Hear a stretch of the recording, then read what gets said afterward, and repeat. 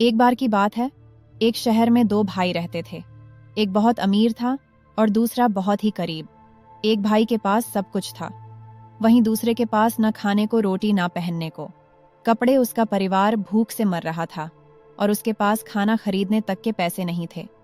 वह अपने बड़े भाई से मदद मांगने जाता तो बड़ा भाई दुत्कार कर वापस भेज देता।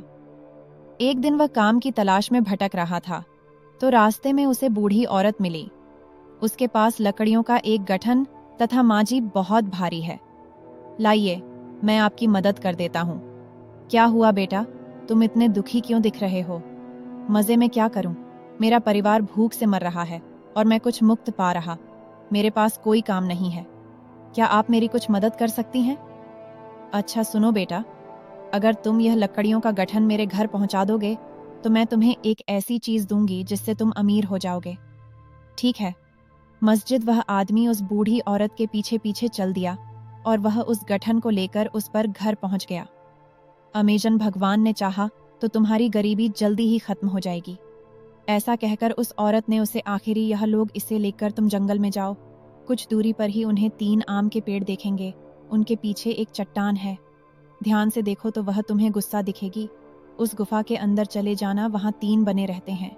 उन्हें खीर बहुत पसंद है। वह तुमसे यह खाने के लिए जरूर मांगेंगे तुम उनसे। इसके बदले पैसे मत मांगना, बल्कि उनसे कहना कि मुझे पत्थर की चक्की दे दो। वह आदमी खीर लेकर जंगल की तरफ चल दिया। रास्ते में उसे बहुत सारे पेड़ दिखाई दिए और कुछ दूरी पर चलने के बाद उसकी नज़र एक आम के पेड़ पर पड़ी। उसे ध्यान से देखा तो 3 आम के पेड़ त्रिभुज की तरह कतार में थे और बीच वाले पेड़ के पीछे चट्टान थी और उसमें घूस ज्यादातर बाधा भी वह अंदर गया। वह ने उसके हाथ में खीर देखी और उससे कहा, ठीक है, मैं तुम्हें दे दूंगा, पर इसके बदले में मुझे पत्थर की चक्की होगी। इच्छा पूरी हो जाना। लाल रंग का कपड़ा बंधा लोगों ने उसे और वह चकली लेकर चल पड़ा। फिर अपने घर पहुंचा। उसने देखा कि उसके बच्चे और पत्नी भूख के मारे जमीन पर पड़े हुए थे। उसने अपनी पत्नी से बिछाने के लिए कहा कि आने के बाद उसने वहीं की उस पर रखिए और घुमाने लगा और वह बोला, चक्की चक्की दाल निकाल दो। तो फिर वहां दाल का ढेर लग गया।